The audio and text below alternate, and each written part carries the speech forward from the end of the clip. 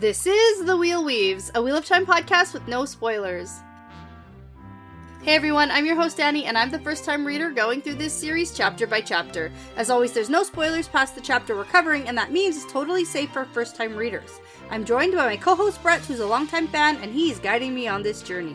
We'd like to thank and acknowledge our executive producers, Brandy and Kirkwood, Sean McGuire, Yanis, Albert Lorenzo, LightBlindedFool, Green Man, Deyvis Ferreira, Margaret, Big C, Bennett Williamson, and Dylan C.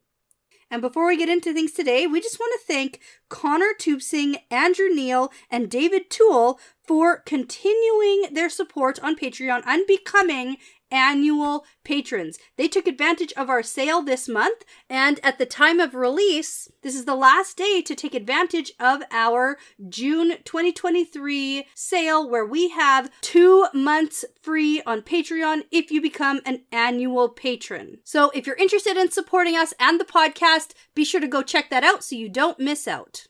In this episode, we're talking about Chapter 3 of Knife of Dreams. Yeah, Chapter 3 is At the Gardens. At the beautiful, shitty, ugly gardens. It's like, it's cool. No, apparently it's not that cool. And, who would ever choose to have a meeting here? Yeah, but, it's fine. It's kind of funny because it's gone now, but...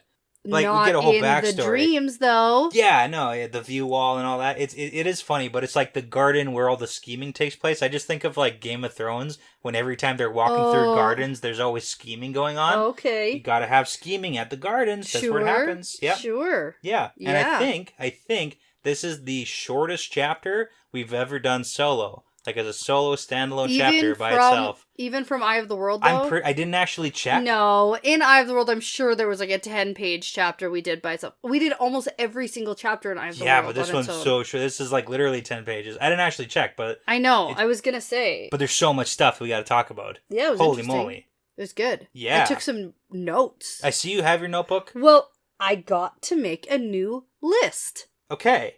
And it had nothing to do... There were no Aes Sedai on this list. No. It was new for my book, so I got out the highlighters and the colored pens. Yeah. There is something interesting that happens this chapter 2 we got to talk about. With, your predictions. Is it Samuel? Yeah, okay. It's All right, we'll get to it when we get there. Okay. First off, I know you want to talk about zombies. Sure. So that's what we're going to do for the fun fact. I'll Because talk about some zombies. We finally get introduced officially to the Zomara. Because I don't think we've ever actually seen the word before. No, we haven't. This is interesting. We've seen the creatures. Yeah, Dark Friend Social. Yeah, and a couple times we've seen the Dark Friend Social, and also we've seen them hosting Moradin. Obviously, that makes sense. Yes, yeah. But they're more Shadow Spawn, and it's not a one-to-one comparison, but it's pretty clear that they're a comparison or a play on zombies. Mm-hmm. Because we've got the mindless, soulless, dead-eyed servants who obey the Forsaken, Except absolutely. they don't want to eat anybody's brains. But here's the thing. So I did a little background research for you on zombies. We're going to figure this out together. So first off, a zombie. If you don't know what a zombie is, it's undead. The mythological undead creature created by the reanimation of a corpse.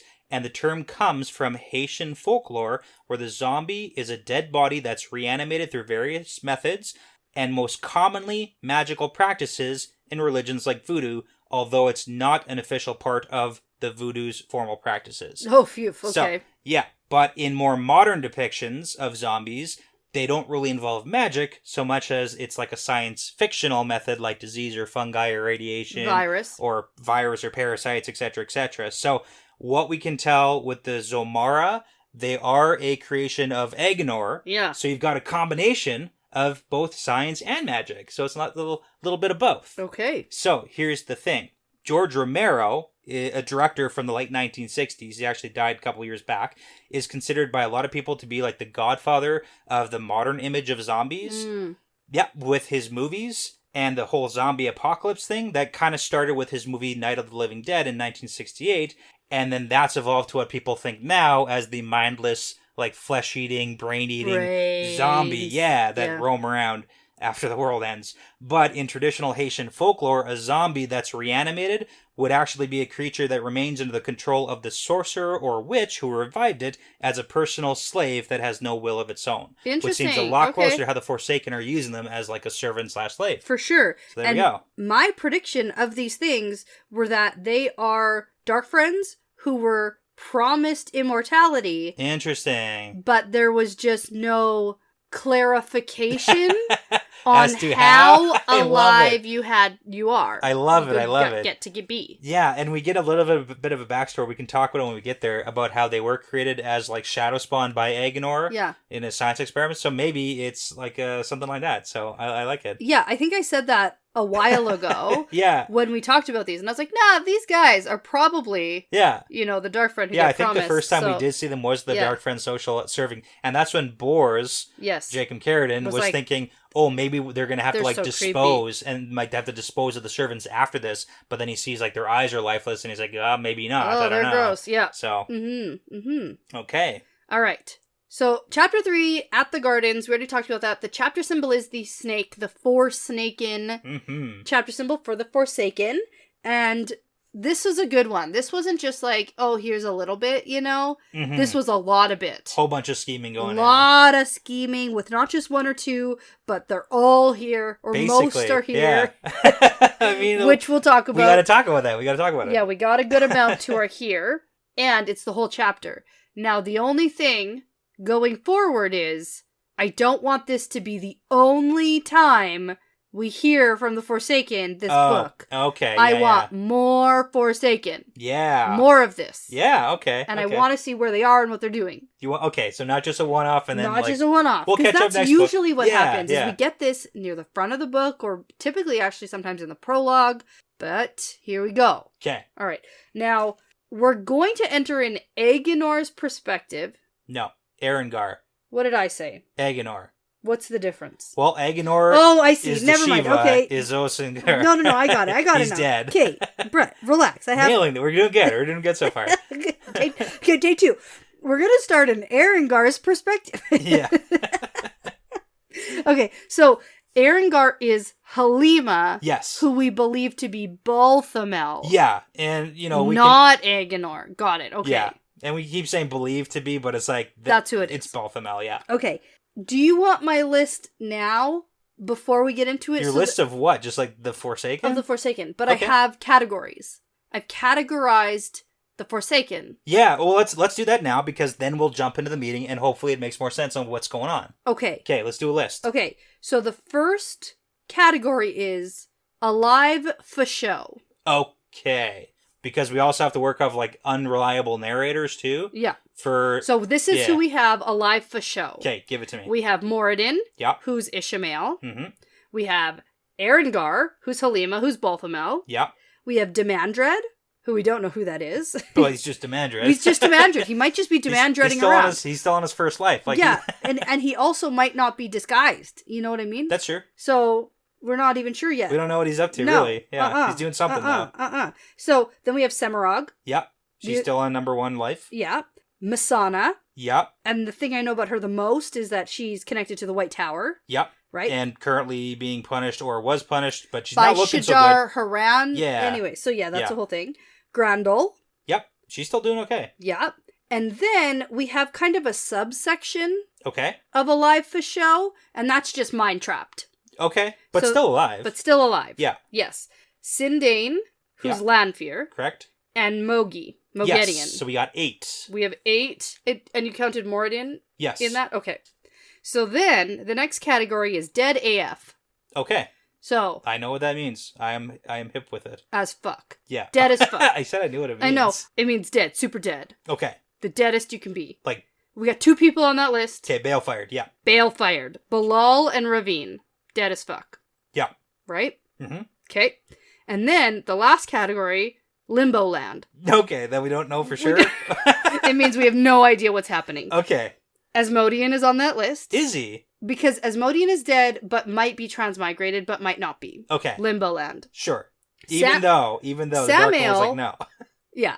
Samael is maybe dead, Yeah. maybe transmigrated, maybe none of those things. By balefire, yeah. Might just be alive Could and be. never died at all. We'll have to talk about that when we get to the subject of this meeting. Or Might one have of the blown subjects. up in Shatter Logoth. We don't know. We don't even know what's Yeah. going on. Limbo Land. And then we have Osingar, Yeah. who was Deshiva and Agenor. Agenor, yeah. And The mad scientist who made all the shadow right. spawn, yeah. And the last time we saw Osingar, who's probably wringing his hands or something, but he was at the cleansing, and was shot with some kind of fire. He got nuked, not by balefire. But, like, no, okay. It was not balefire. My but hopes he got were nuked up. Okay, so yeah. nuked, but could be transmigrated. Could be. But like, not. how many times do you get brought back? That's the real question. That's the other question. So, Limbo Land. Yeah, fair. Now, at this meeting, there are 11 chairs here. Yeah. And we have... That doesn't really make sense. 1, 2, 3, 4, 5, 6, 7, 8 people. Yes, here. Here. And then I suppose the other 3 would be for Limbo Land people. Yeah, which is interesting because Erengar, that's part of the reason she's like, okay, well, there's 2 more than we need. Even so, there's 2 more than we need because Asmodean and Samael must be dead. Yeah. But we don't know. So that's the 2 more than we need. So the last one would be Osengar. Where is he waiting at? for that guy to show up. Yeah, because she does mention later on she hasn't seen him since the cleansing event. Right. So that's the 2 more than is needed. Right. Okay. So you get my categories? For sure, yeah. And that's where we're at. And I've labeled it Chapter 3 KoD so that when we go back to it, if people die or whatever, people might shift from Limbo Land into Alive. Yeah. And people might shift from Alive into Limbo Land. Yeah. Now, Dead AF, dead for sure. I don't know how often we're moving in there because you gotta really, really be dead. Yeah. Like, faux show. Like, really dead, for sure. Okay. Okay, let's go into this, and we'll refer to our lists as we go through it. Okay. So, Erengar shows up to this Tel'aran'rhiod Forsaken meeting because Moradin dream shouted at her. Yeah. You gotta get here. To get there. And what's super interesting, I think, is that when we're in Erengar's head, she's 100% of the time thinking of herself as she. Yeah. She doesn't even barely remember being a man, and all of her memories are weirdly swapped. Yeah. And she does think about that later on this chapter. I know, that's why I'm talking about it, yeah. Yeah, and she's like, oh, it makes for some oddities in my memories, but it's like not actually a pretty big deal. Right. Like, it's just whatever, this is who she is now, so. Absolutely. Yeah. Now, Moradin's not here yet, but Demandred, Semirog, and Missana are. Yeah. And they're having a conversation, but Missana looks bad. Yeah, now, Demandred, Semirog, Missana, that's a trio we have seen for a long time working together. Interesting, okay. And if you recall, from Demandred's perspective, even back in, like, Winter's Heart, he thinks, oh, we've had this alliance going where it's a basic agreement that they're not going to turn on each other until the others are eliminated. But he does think back in Winter's Heart it's difficult for Semirog to attend these meetings, and Missana hasn't been showing up lately. Okay. But those 3 have an alliance, and they've had it for a long time. Okay.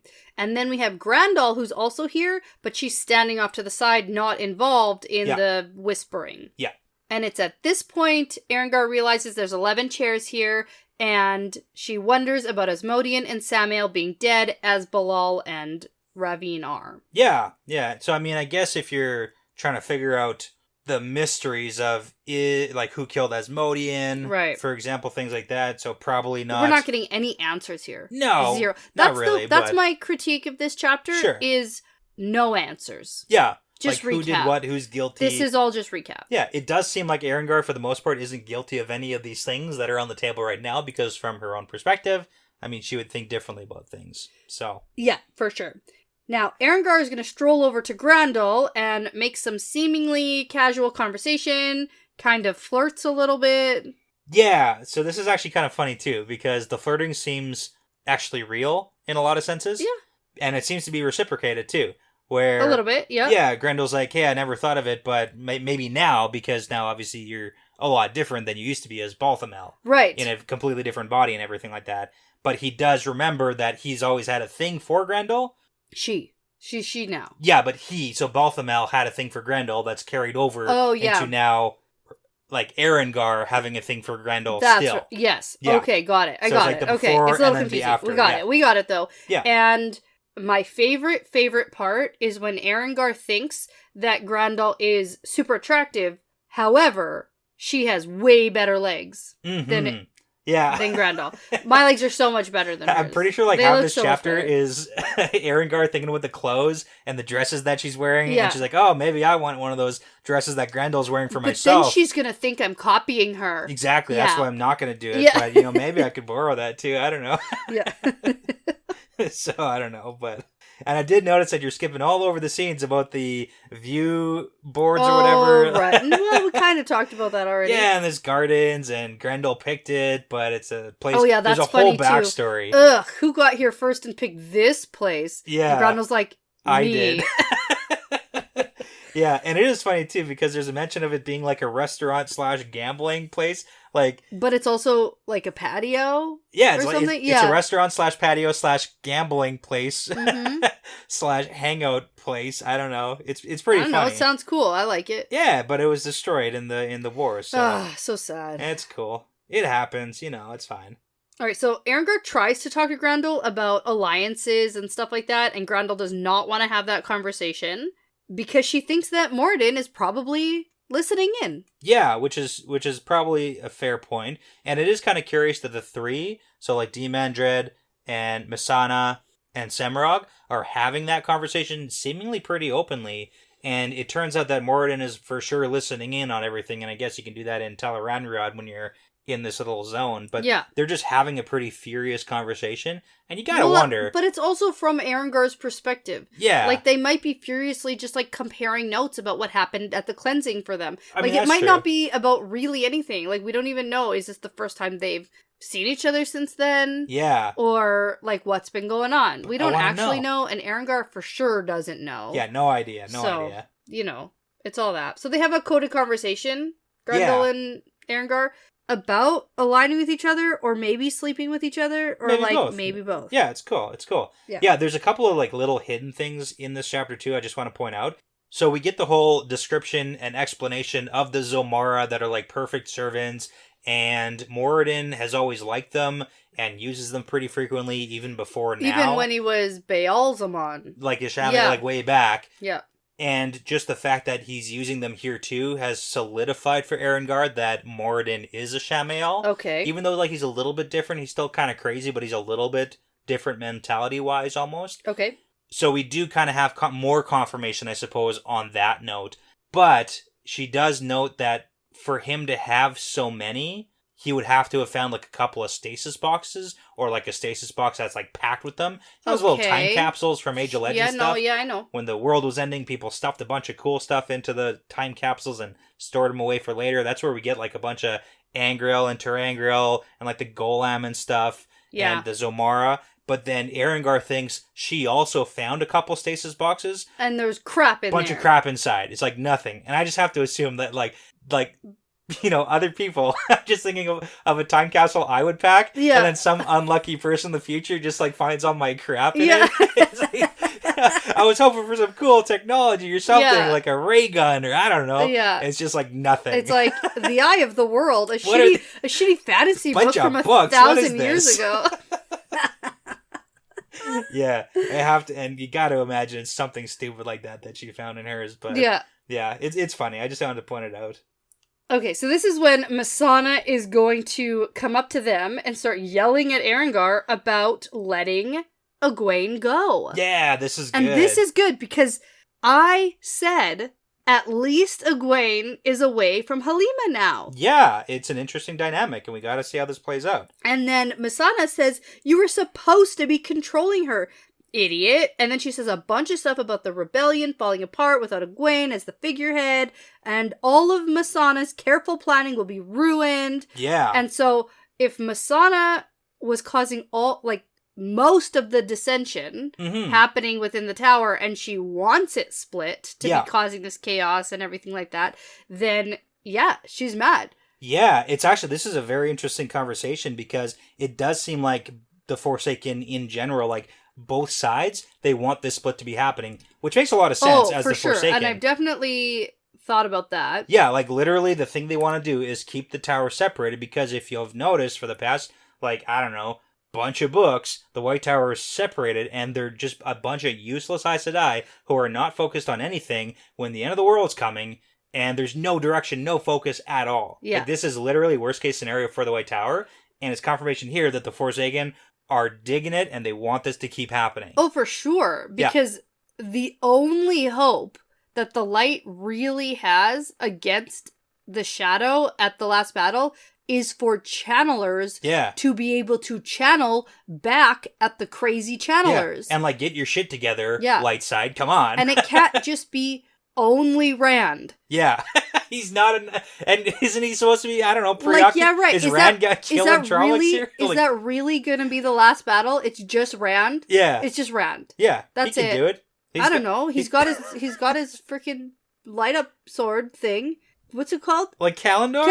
That's not even the most powerful. That one's pretty powerful. It is, but the Sangreal, like the big statue dude, way more powerful than Calendar. But the woman one melted. He doesn't necessarily need the woman one. I thought you did need it. I thought you needed both to access them. No.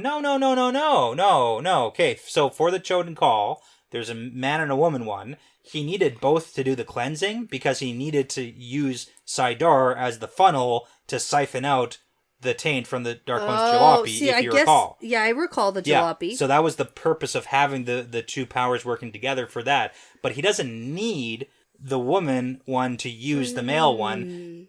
I thought Lanfear wanted him to use it because he's like, together we can like with both of them we can challenge the creator, we can challenge the Dark One with both of them. Okay, I guess because my prediction was that they're gonna use those to beat the Dark One. But he doesn't need the woman one. He doesn't technically need it. Interesting. Okay, I hadn't thought of it, I guess. Yeah, so that one's way more powerful than Calendar, and Calendar is like super flawed. It makes him go uber crazy. Yeah, but at the last battle, I guess now's the time. Like, I don't care at all. That's and rude. If he links with a woman, then it's fine, right?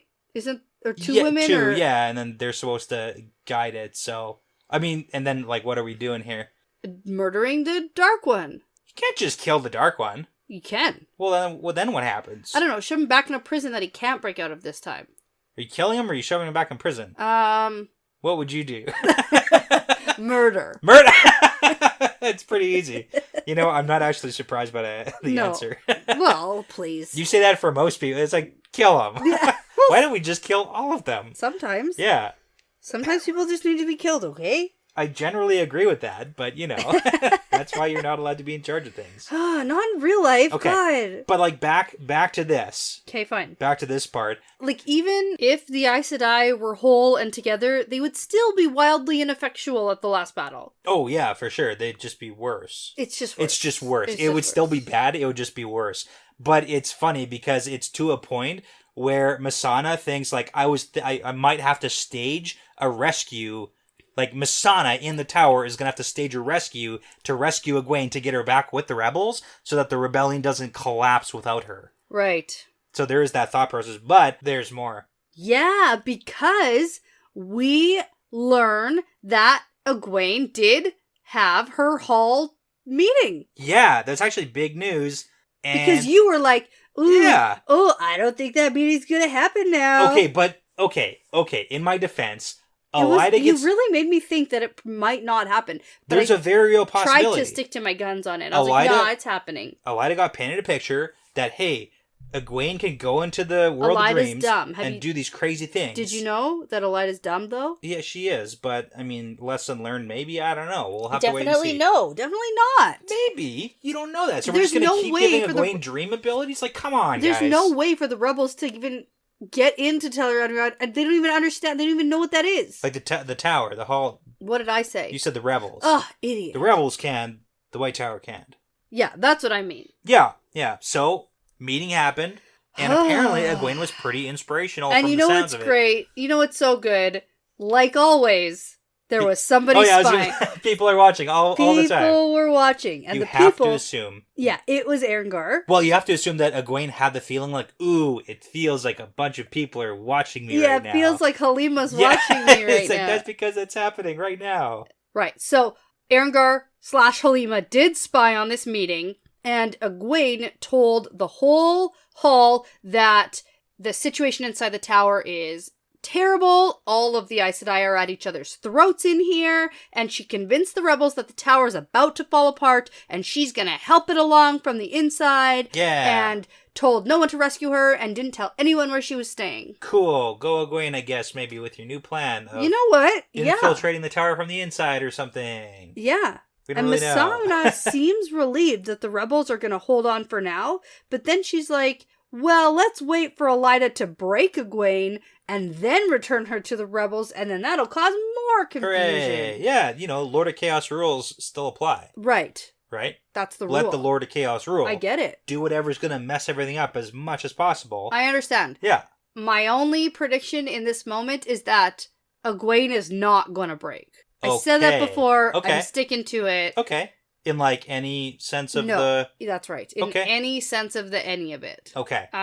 If there's one thing Egwene can do, and I'm going to be here for it, it's being stubborn. Cool. Power you know what through. I mean? Yep. I get it. Okay. I like that. It's a good prediction. Okay. Egwene is notoriously hard-headed about things. And this can work to her benefit. Yeah. In this situation. Yeah. 100%. Sure. a touch delusional. Yeah. For the best. Okay. You know what I mean? You know what? Nobody needs to rescue her this time because she's putting the rule out that nobody rescues me. Take it right off the table. You know how you're like, I don't want anyone to rescue her? Take it off the table. We don't have to worry about that being a thing that's going to frustrate you anymore. Oh, I didn't know what I know. mean? Yes, that's right. That was I was like the first thing you said when she Egwene's got in captured. This situation Yeah. she's going to have to get rescued from. Take it off the table. No rescue. You're right. This is good. Yeah. Yeah. Okay. Because she doesn't want to be rescued, right? You know what you sound like to me? Just like kind of sort of. It's like a person who's just got fired from their job and they're like, this is good for me. I was looking for a reason to leave my job. Uh-huh. I don't need it anymore. Yeah. I'll find a new job that'll be better than my old job. Blessing in disguise. There is a term for it. There's a whole saying about this scenario. All right, there is too. You're right. It's because it's real. It's not just like floop-de-doop-de nothing. Sometimes it's an actual thing. Sometimes it's delusion. Sometimes it's a real thing. Yeah. Who knew? Okay. Like that time I got in a car accident.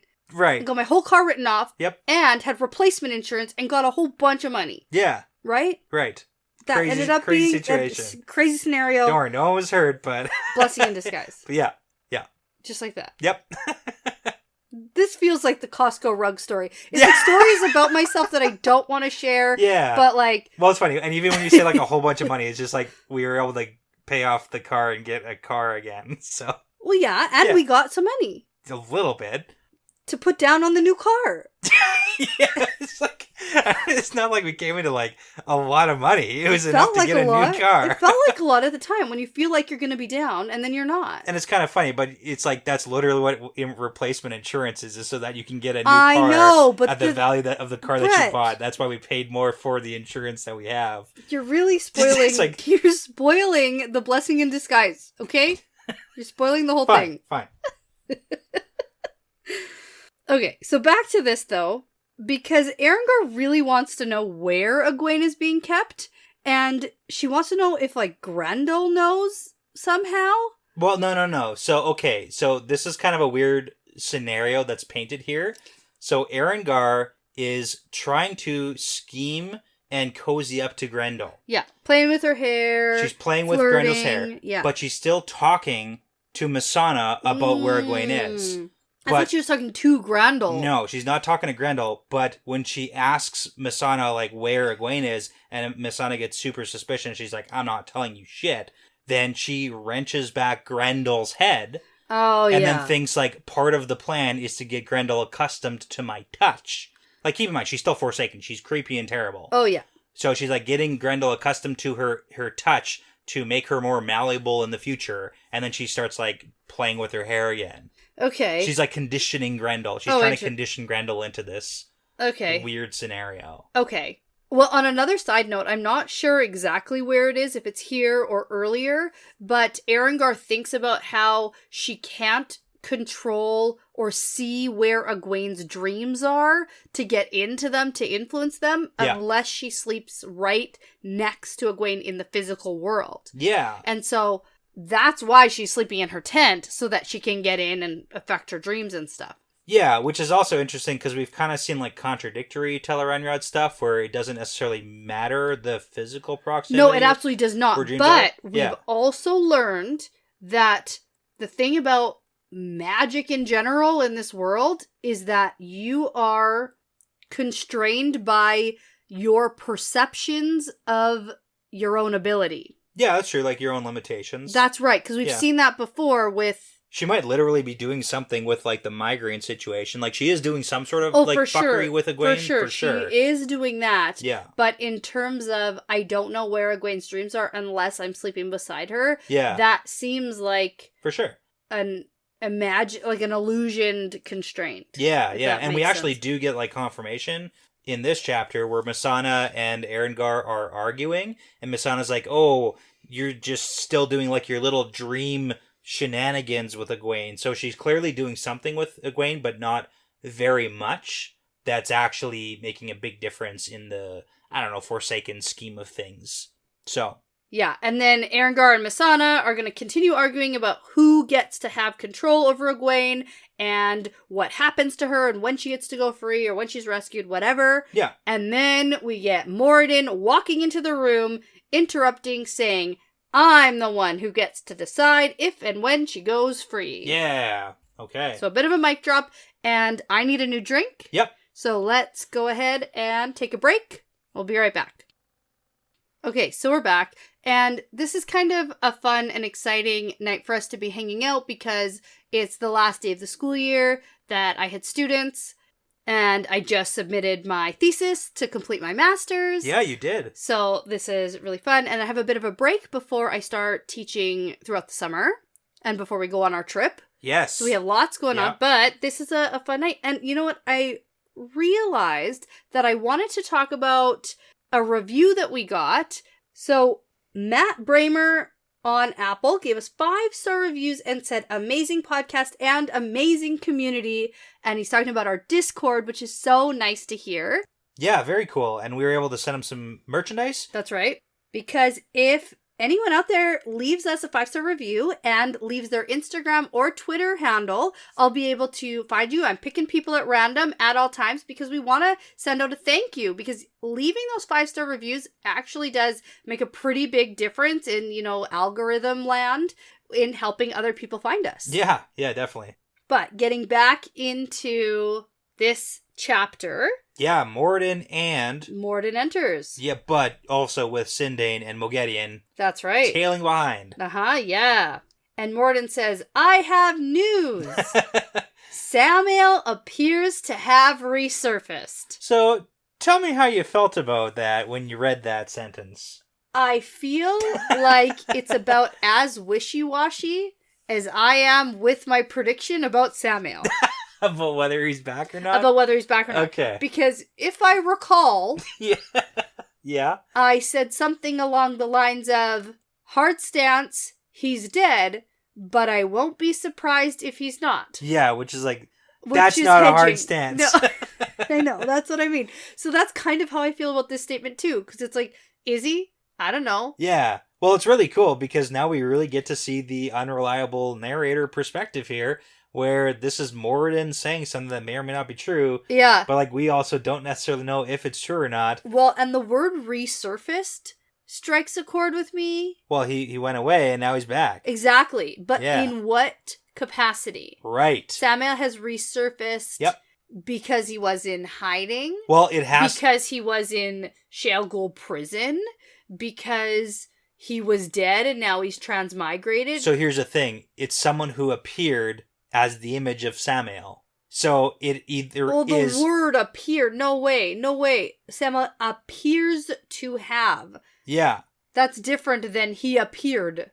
That's the second half of what happens. Someone disguised as Samael appeared in front of Myrddraal and gave orders. Oh, right. So it's either Samael who looks like Samael. You're right. Okay, I got too caught up on the first thing and forgot about the second that thing. Literally someone who is disguised as or is Samael appeared as Samael giving orders. So it's either Samael in Samael's body or it's someone Literally else. anyone else, yeah. Disguised as or it's Samael in a new body disguised in Samael's old body, which is also technically possible because you can create an illusion of yourself. That's how channeling works. Or a fourth option of like I don't know if non-channeling if illusion. Lanfear wasn't Sindane and mind trapped, yeah, my first reaction is it's Lanfear. But like why? Everybody's Lanfear. That's everybody's why. Samael. No, everybody. No. Everybody's Lanfear in disguise. Yeah. Lanfear loves disguises. For sure. Loves it. So good at it. Mhm. Right? And so that's my first instinct. Of course, everyone is Lanfear. However, I don't think everyone can be Lanfear when Lanfear is mind trapped. Yeah, for sure. As Sindane. You know what I mean? I agree with that. She's pretty tight under like lock and key here. So we have some people giving opinions. Because we have Grandel's maybe lie that Sindane isn't as strong as Lanfear. Anyway, that doesn't matter at all. Well, no, but it's also Which Grendel. we can talk about, but... It's also Grendel commenting like, "Oh, that's not possible. He must be dead." So Erengar's thinking, "Oh, is Grendel saying that because she's the one who maybe is disguising herself as Samael?" It is so... Who knows what's going on? And then we got Demandred, who's like, "Oh, that couldn't have been. There's no way he could stay hidden that long because he's just such a loudmouth asshole." Well, that's what I said. Yeah. Do you remember when I was like, okay, at this point, we're in Ilion, we're in the palace, we're looting Samael's shit, like his actual belongings. Yes. We're looting them. There's no way Samael's staying hidden. I don't believe that. So that's why I was leaning more towards he's dead. Well, and keep in mind, Grendel had like a pretty tight alliance with Samael, so maybe she would disguise herself as Samael to give like Samael orders. But again, like who's doing it, why are they doing it, and what's actually happening? So we do get a little bit more information on this whole situation because first off, Moradin says, "Oh, this is what happened," and he kind of looks around to see if he can, I don't know, catch anybody giving off any hints that maybe they're technically disguising themselves as Samael. Yeah. It's kind of weird. I think that whatever's happening here, Moradin knows the answer. Really? Oh, yeah. He sounds like he doesn't, because Samarag's like, "Hey, what were the orders?" And he's like, "I don't know what they were, but I know what's happening right now." Wild thought. Moradin is lying. So you're saying the Forsaken might lie. Yeah, I know. We've talked about this before. We did. I didn't like it then, and I don't like it now. Yeah. Okay. Crazy theory. To what end, though? Like, to why? What's the point of Moradin lying about this weird thing? Like you just said, trying to suss out who's doing what. Yeah, okay. Where alliances lie. He's trying to figure things out. Okay. And he thinks he's such a master manipulator, and maybe he's not. Yeah, that's actually true. That's actually true. The whole thing about Samael appearing before Murdral and Trollocs and sending them through the ways. Yeah. That probably is true. Okay. But whether or not Moradin knows why or how or who, I think that he probably does. He knows more than he's letting on. I like that too. I think so. Because I don't think Moradin would openly admit to any of these people here that he doesn't know something. Sure. Unless it's a ruse. Because he's too arrogant. That's true. And he's too in control of everything and everyone. It's the arrogance and the smudgeness. That's what it is. I get it. Yeah. Yeah. Okay. Walked in here just like this. He's all smug about it. Yeah. It's good. But that's okay. I talked it out. I figured it out. That's what's happening here. Lying about the... Not lying, manipulating. Manipulating the situation of like sending Murdral and Trollocs through the ways. To gauge others' reactions. Just to figure... just like... No shit. Cool. I like it. Yeah, keeping in mind, so Moradin is the Nameless, so he's like numero uno. He's captain in charge here. Although Shidar Haran. No, it's Moradin? Well, okay, so Who's Nameless? Moradin is Nameless. Oh, I didn't know that. Did I know that? Shidar Haran, yeah, that's not a secret. Okay. Well, I just didn't remember. It's not that it's a secret, it's just I don't remember everything I've ever read, so... Moradin is Nameless, so he's number one. And then Shidar Haran is like literally the hand of the Dark One. And those two are different things. Yeah. Cool. Okay. Yeah. You can think of it like a right-hand, left-hand situation. Well, okay. And then in terms of Shidar Haran and Moradin, who would take orders from whom? Yeah, I wouldn't want to see that showdown. I would. Oh, okay. That sounds wildly interesting. Maybe. Of all the things I want to see. Do you want to see your left hand fighting your right hand? More than anything. No, they fight other people together. I'm doing a I'm simulating punching. Well, okay. You know? Well, here's a scenario. Okay. We have Masana here, who is clearly being punished by Shadar Haran. Yeah. We saw that the last time we saw her. But Moradin is here. Yeah. So what's Masana's relationship with Moradin now? You know what I mean? So well, here's when the I'm thing. talking Moradin about comments. fighting, I'm talking about hierarchy. But like Moradin makes a comment too, so clearly he's in the know about the punishment that Masana's going through.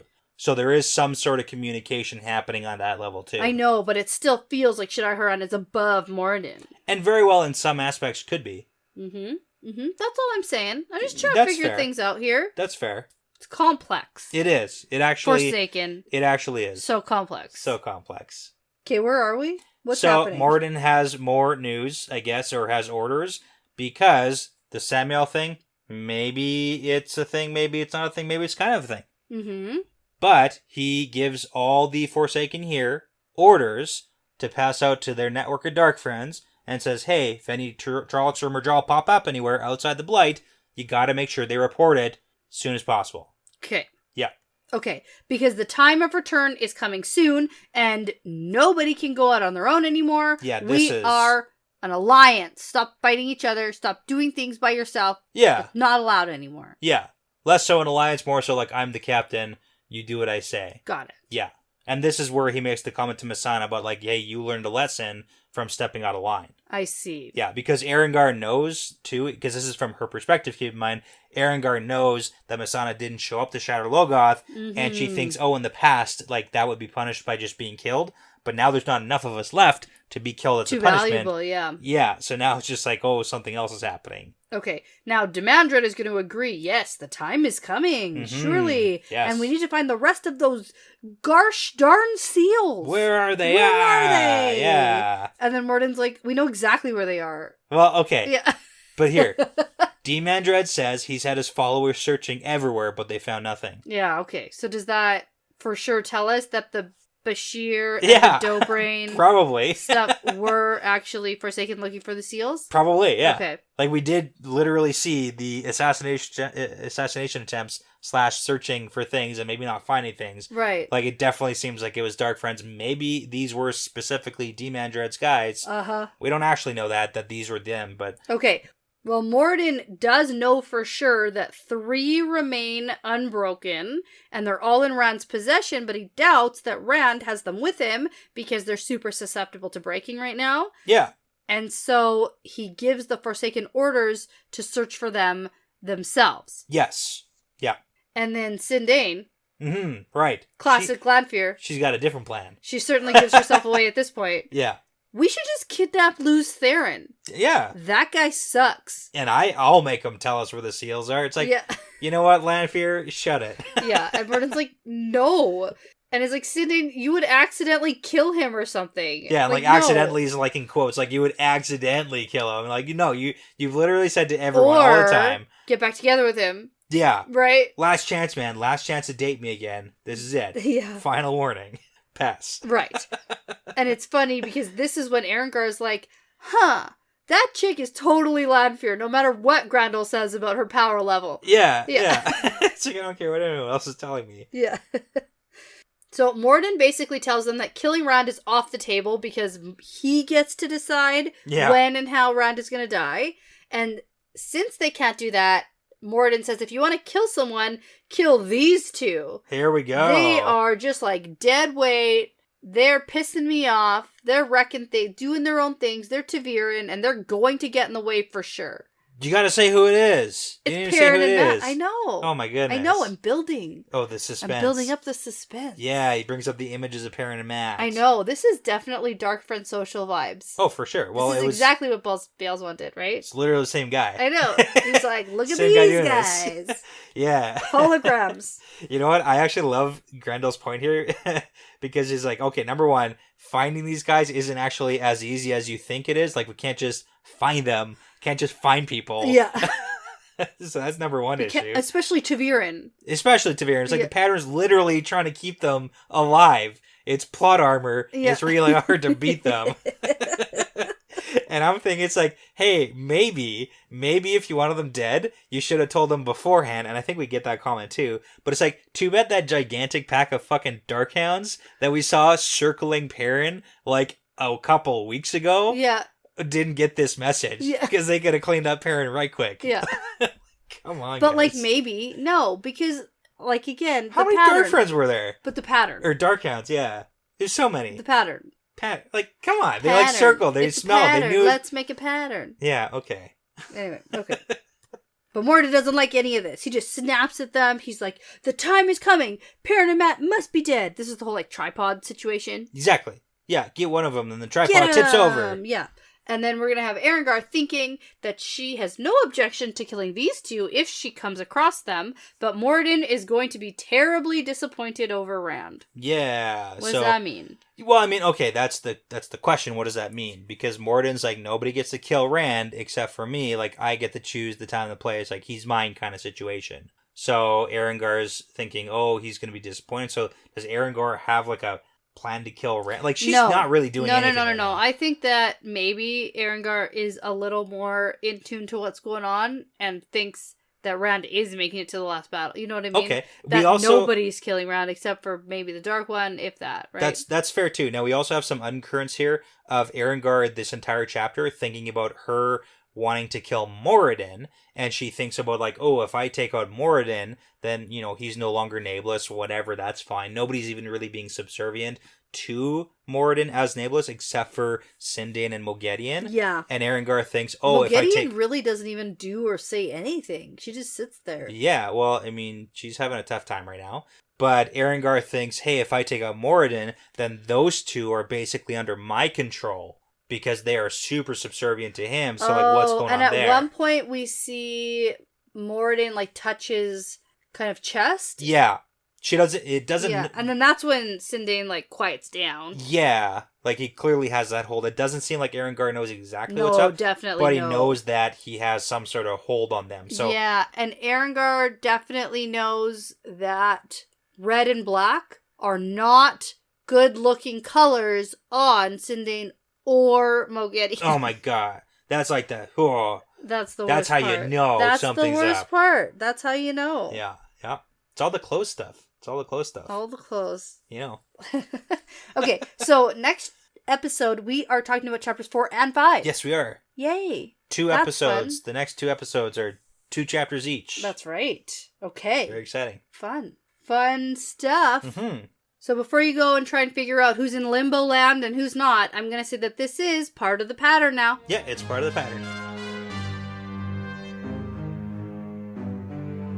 Well, that's it for us for now. Thanks so much for listening, everyone. The Wheel Weaves is hosted, edited, and produced by Dani and Brett, with Passion Socks, Cody Feltz, Benjamin, Michelle O'Brien, Jonathan Reese, Jamie Young, Megan Smiley, Jared Berg, Ricky Morissette, Lance Barden, Charlie Haz, Adam, Hannah Green, Marta Thier, Michelle Forbes, MKM, and Antoine Benoit. With music by Audionautics.